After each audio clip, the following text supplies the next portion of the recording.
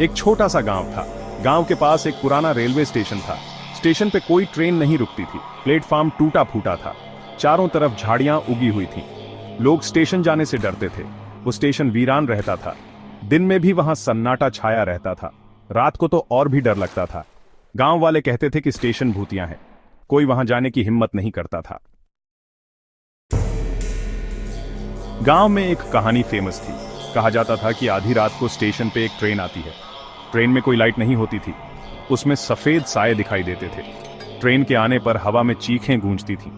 गांव वालों का कहना था कि जो भी उस ट्रेन को देखता है वो पागल हो जाता है। इसलिए कोई भी रात को स्टेशन के पास नहीं जाता था।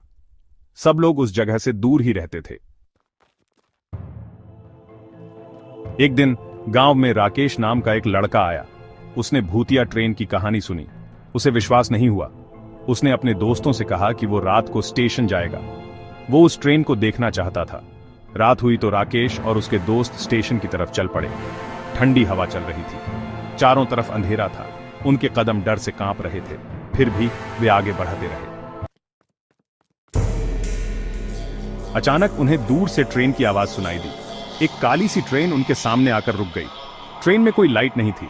डिब्बों की विंडोज से सफेद साए झांक रहे थे। हवा में चीखें गूंज रही थीं। राकेश और उसके दोस्त डर के मारे जड़ हो गए। उन्होंने अपनी आंखों पे यकीन नहीं किया। वो ट्रेन सचमुच भूतिया थी। वे चीखते हुए वहां से भागे।